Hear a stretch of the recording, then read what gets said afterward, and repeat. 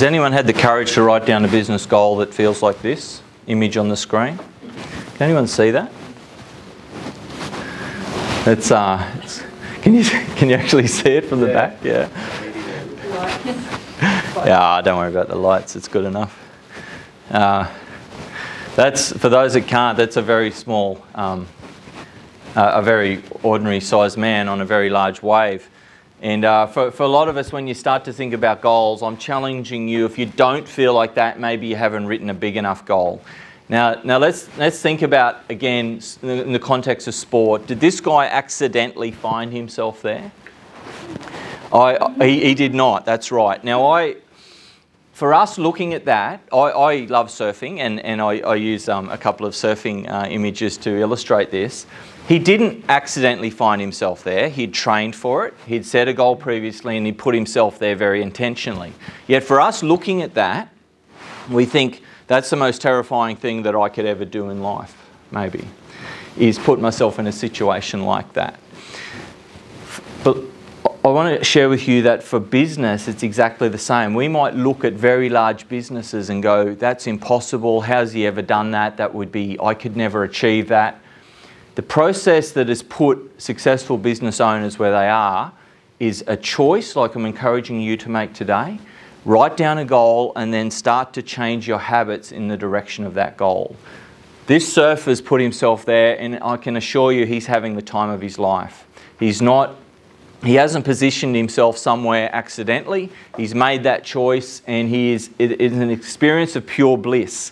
Now, if you look at large and successful business owners and you think that looks terrifying, it looks impossible, it looks like something I could never achieve, believe me, for many large and successful business owners, it is also an experience of exhilaration because they've intentionally put themselves there and they've made choices that will allow them to be successful. So if you're wondering how this guy feels, he's there. It's a process of pure exhilaration, and that's how you will feel in the pursuit of your goal when you achieve it. You will feel a sense of pure exhilaration but for others looking on, they'll say, how's it even possible? How's it possible? And of course, we all start here. So maybe you feel like that's where you are today. Glenn, I'm in the shore break. I'm just learning to paddle. My business is tiny. Set the massive goal if that's something. And when I say massive, don't hear me wrong on that. I'm not talking big business necessarily. I'm not here to tell you big is better. I'm talking about a big goal that seems impossible for you to achieve right now. Doesn't necessarily mean big turnover. So I'm not saying the right thing for each of you is a massive corporation. I'm saying a big personal business achievement, whatever that looks like for you, is possible if you write it down and start taking the necessary steps. Now this is the process. We have to, like I've shared, we have to shift your mindset. We have to look at belief. Can you start to believe better things for yourself? And from that point, we move to taking massive action. Now, you will never get to this shift in action unless you can change your beliefs about yourself, about where your business is going, about what you want for yourself. And there's a clever little saying around this. I'll read it to you. If you think you are beaten, you are. If you think you dare not, you don't. If you like to win but think you can't, it's almost certain you won't. If you think you'll lose, you've lost. For out in the world we find success begins with a fellow's will. It's all in the state of mind. If you think you're outclassed, you are. You've got to think high to rise. You've got to be sure of yourself before you can ever win a prize. Life's battles don't always go to the stronger or faster man, but sooner or later the man who wins is the man who thinks he can. You're not going to win the game unless you think you can. You can change your beliefs about yourself, and then you'll start to see the massive action. Now, the massive action, like I said to begin with, there's nothing easy about improving your business, but it's very, very possible.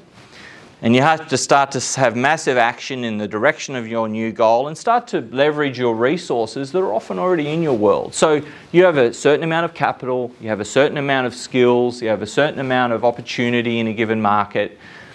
You have a defined set of resources right now. The process here is to leverage those resources differently in the achievement of your new goal and belief, and you'll start to see the results. And of course, this cycle is it builds on itself. It builds momentum.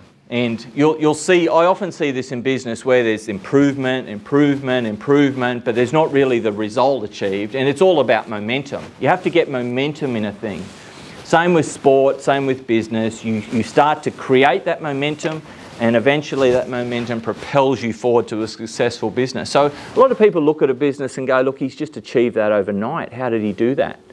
But of course, everyone that knows the business well knows that momentum's been building for a long time prior. Suddenly the market sees that success, but the momentum's come over many years. So you have to get that new momentum in the direction that you choose for yourself, and you'll see the results.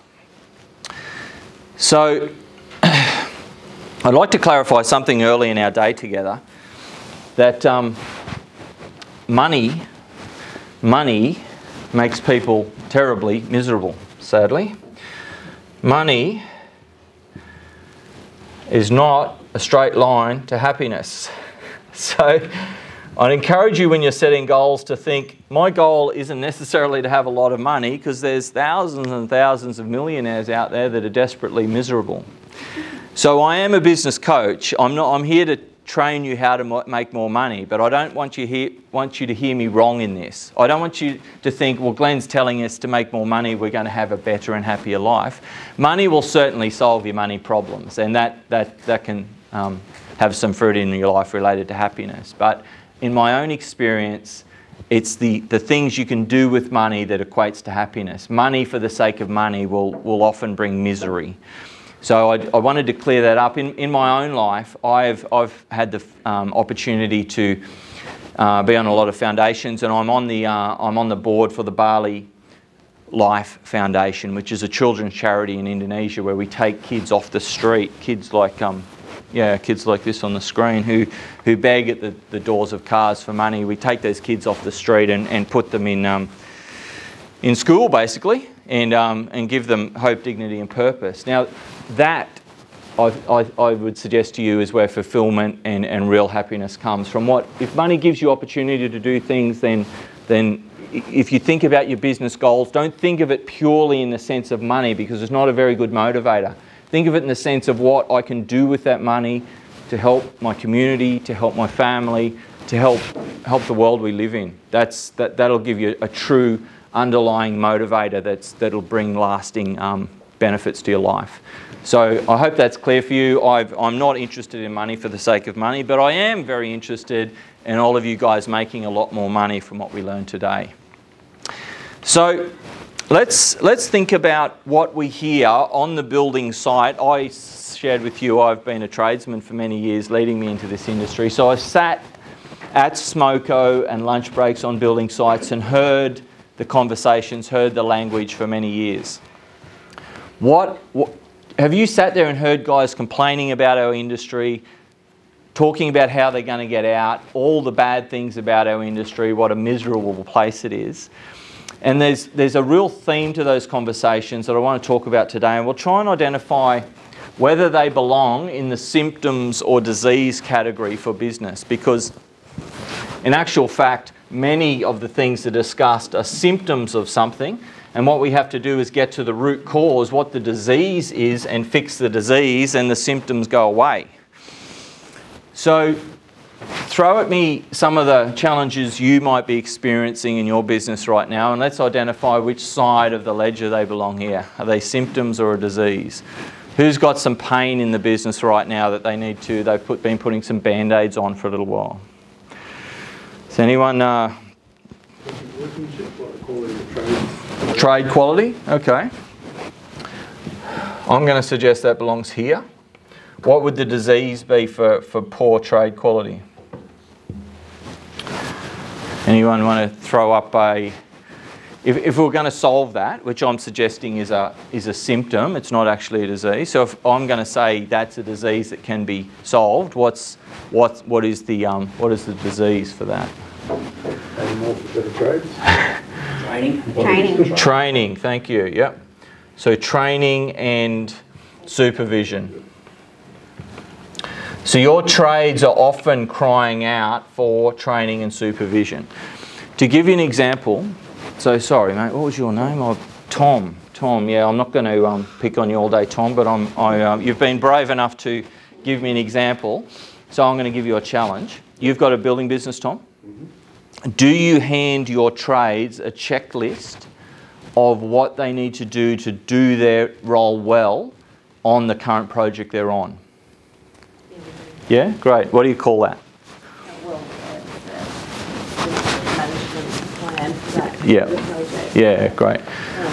Susie, you work with Tom?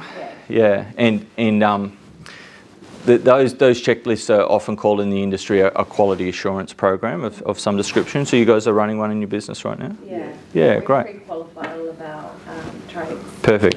Before they actually go out onto site. Yeah. And then we provide them with the information that they're required to do their jobs. Yeah. Unfortunately, the side effect of that, or the problem that we have with that is that they don't always adhere to those, or they ignore them. I mean, yes.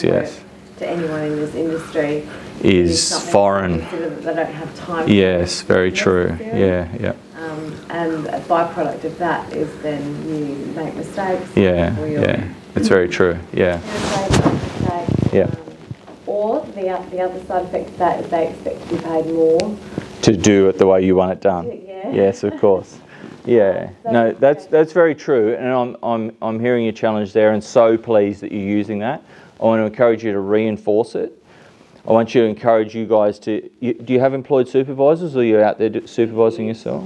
We've been in a situation which I'm sure some other building firms that have gone through this. We went through a really rapid growth phase. Yes. And we planned for that. Yeah. It went over 3 years. We grew and grew and grew. So we tripled. Yeah. And we were at 30 odd jobs per annum. Yeah. And then we always, Tom and I wanted a bit of balance. Yeah. So we pinpointed that we'd like to reduce that. Unfortunately, for me, my recommendation is that you can't, if you reduce it straight away, because you've got this sort of tidal wave commitments behind you, it's not ideal to just chop yourself off at the knee. Create cash flow problems that will. Yeah. Unfortunately, the industry is such that that's forced us into this position. That happened sort of before we were we wanted to be. All right. So in doing that then creates a few more challenges. Absolutely. Yeah. All right. Thanks for sharing your journey. I know that'll be an encouragement to other guys here that are experiencing similar things. So, it may be in fact you have to change some trades. Okay, if you've got the right processes in place, you're giving quality assurance processes, then you're looking really here about the supervision of those processes. And maybe a change. I mean, you can train and supervise till you're blue in the face with some guys, and maybe you're just stuck with the wrong fit for the people. Yeah, we have found that we're sort of not to the standard that we would prefer. So obviously a successful company over time is made up of the people that are aligned with that company. And don't be afraid of changes if you find the long-term alignment's just wrong. I mean, if we're talking about staff and employment, it always starts with cultural fit. You can actually train people mostly to do what you want, but if the cultural fit is wrong initially, you just potentially can't fix that. Psychometric testing to first designed exactly what the perfect person in that role would be. Yes. Aligned that with what the company actually needed, what was relevant and important to us, and then we went and sourced people to fit that role. Measured them against that criteria for psychometric testing. Great. Trade roles? Yes, okay. Anything that had... You're the first business owner I've ever heard doing that. So you expensive process, and Yeah. obviously it doesn't have a 100% strike rate. Of course. But it's something that's been very important to us for Yeah. like a family Yeah, great. environment. And So I've certainly heard of that applied in management type roles in our industry, but to put that into trade base is fascinating. We've got a vision for that person in terms of professional development. Yes. Then yes, before we invest time and money into mentorship and training programs, then Try and we wanna make sure. Yeah, great. they are Yeah. inherently capable to do that Very true. role. So it's a bit of a long-term. So if trade quality is a challenge for anyone else in this room, and I'm sure it is, start here, training and supervision. Look at checklists for roles. So to define roles, I mean, for a lot of us, we want to be in a niche part of the industry. We're doing something we can master over time, which means you can put checklists in place, provide adequate training and supervision in connection with those tasks. Long term, if the person isn't the right fit, then they're not the right fit. But usually we have to start here to solve trade quality. Who's got another one that they're seeing a lot, experiencing some pain in their business right now that we can talk about? Timetables. Not so much trade quality. Yeah. I'm happy with the quality of all of them. Yeah. It's their punctuality. I'll get put on hold for 3-4 weeks, doesn't matter to them, matters to me. The job schedule. Yeah, yeah, of course. You've got other trades banked up behind it, it's just an ongoing issue. Yeah. I'm surprised that's a challenge in the industry right now. If things are quiet, wouldn't there be availability of trades? I do operate mainly in Adelaide Hills, so I'm probably limited, and I've used these guys for... Yeah, okay. And they're always busy. Yeah, yeah. Yeah, I think trade... I mean, what you're describing is really tied to this. It's trade quality, availability, punctuality. They're all come into punctuality, the spelling of which is uncertain to me. But what I will say is your business will never outgrow your leadership, okay? And for some of you, you might just need to recognise that and write that down as a sentence in your workbook. My business will never outgrow my leadership. So you get what you tolerate, okay? And if there's a pattern there, you're going to have to draw your own line in the sand and say, I'm just not going to cop this anymore, because it's obviously got a direct effect on your business.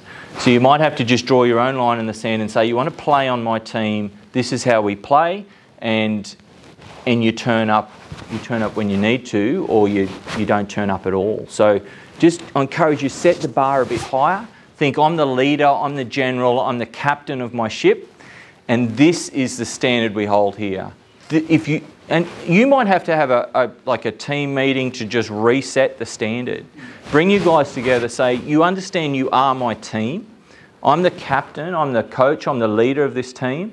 And what's been going on in the last 6 months is not what I'm prepared to cop for the next 6 months. And just have a cultural reset and say, you've got to play at this standard if you're going, because I am going forward. This business is going forward. This is where I want to be. This is my new goal. And I'm not going to get there with you guys carrying on like this. And that's the way a coach or a captain speaks. A general speaks to his men. And you need to become that man in your business. Okay. Just backing that up, yeah. Taking that further. Yep. When you've got trades that are on $100 an hour and can pick and choose work, they don't give a crap. Sure. And I'm not talking about the quality. The quality is superb, and that's what I put up with. Yeah, yeah. But when they're paid as well as what they are, they're making as much as what they are. Yeah. Their need for the work and the need to satisfy you is out the window. Are you saying you need them more than they need you? Is that what we're saying? Unfortunately, I can't make 1 cent without a trade. No, of course you can't. But are they the only trade in South Australia that can do that job? No, definitely not. No. That's what I'm saying to you. If you shift the balance of power too far here, and you might just need to have a think about your mindset, who's actually running this ship. I mean, I get that you've worked with them a long time, they're very good at what they do, but if it turns out they're actually running your business, I'd suggest to you that's a very dangerous place to be, and not one you want to be too long. So there's always a solution. Write down your new goal and then open your eyes to how to fix this thing. because you can't go long for that. Like, and thanks for sharing that. And again, we've all experienced that. This guy I've worked with for a long time, he's now calling the shots. Am I prepared to live with that? It's a dangerous place to be. You need to shift yourself.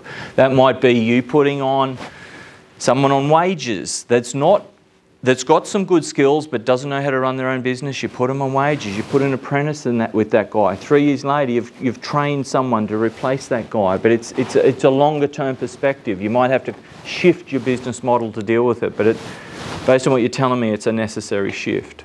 Yeah. Don't let the trades dictate the outcome. You guys are playing a very, very dangerous game. There's been quite a shift just recently in their expectations. Sure. So it is weighted more heavily towards them and not so much. How's that going to work when the industry gets busy again? Yeah, well, there's always going to be a tipping point. There's always going to be a point where it either balances out or it goes back the other way. But at the moment as well, with the industry being in the place that it's in, they do have a little bit more power than what we do. And I forgive me, I'm having trouble reconciling that, but yeah. What Shane's saying, what we were saying, it's like, so here's your premium trades that you worked with for years, right? Yes. Well, awesome. Right, but there's no cash in the industry right now. Yes. So like cash is basically dry up. Everyone is going to who pays. So yes. you've got really good guys going to Sterling and Fairmont. Yeah. Right? And then you've got the stragglers who's been backed up with 6 months worth of work at $100 an hour. Going to them. And then you've got this huge void of shit in between them. Yeah. Right, which you need to you need to filter through to get a few good trades. Sure. And then it's trial and error on who's good. Yeah. When you're doing, say, 15 to 20 jobs at a time, your trial and error could be like, hey, fuck it, I've got this guy here. Yeah, absolutely. He's got the checklist, he's agreed to the prices. So you as a business owner, your trial and error has to be here around your supervision team. And then put the pressure on the supervision team to apply the same processes to their trades.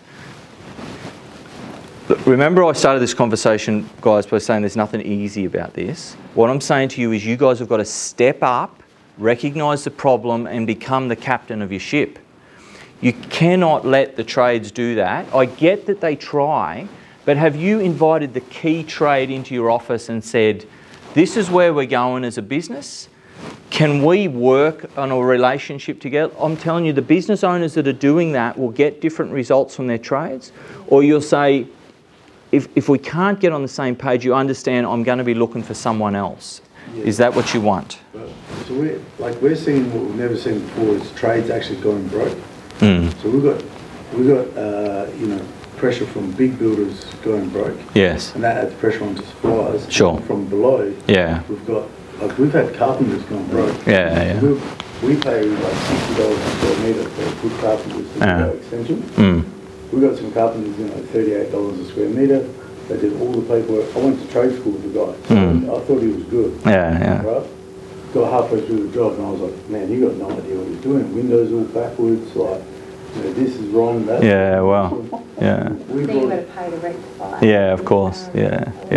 Yeah, so the rectification work is 3 times the cost of the original work. Yes. So this is what's happening in Adelaide right now. So we've got sounds like you've got lots of challenges. So you guys need to step up to this training and supervision and recognise if you're going to run successful businesses, you're going to have to put some energy there. And I'd say you're going to have to draw your own lines in the sand and say, this is what I'm prepared to tolerate. Now, there's always an exception. I mean, you can't know that the guy's going to meet his commitment, but if he breaks the expectations repeatedly, I'm saying to you, it's your team, kick him off the team and find someone else. Set yourself a standard you're prepared to play at. That's what's going to make you a different and profitable and successful business over time. I'm not saying it's easy though. I'm saying it's possible. Set your standards where you want them and stick to it. You see the teams going, why do you think our sporting guys are on TV so much when they're always doing the wrong thing? They get kicked off the team because they don't meet the standard. And you're running a trade-based team. Set your standard high, stick to it. Nothing easy about it though. All right, good examples. Let's go to another one. Who's got some other pain? I'll throw one into who's got who thinks they have a saleable business right now? And I don't mean your product, I mean your business. If you wanted to get out of the industry right now, could you sell your business? Yeah? Great. It's unusual for the industry to be able to sell your business. Most people leave with a fire sale at best, hope they don't go broke, walk away. Most building businesses are not saleable. Why is that? There's no systems or processes involved. Yeah, systems are lacking. Short-term contracts. Yeah, so that's an issue with our client database. So if you think about the other guy you went through high school with that maybe has a car dealership or a chemist or even a farm, can they sell their businesses? In most cases they can. They're very saleable. They have a client database, so the chemist has people walking in every day, the car dealership has people, they've built up a database, they have systems. Where are most of our systems in this industry? Are they up here? They're in our builders and tradesmen's heads. There's very little written systems in place. So if I say to you, would you like to buy my business? You're going to have to cut my head off and take it with you if you'd like the business. It's not very saleable, of course. So a saleable business is one that has systems in place, and systems look like often software, operations manual, procedures and processes for the way we do things, like the examples you've given, which will make your business very saleable in time. And a client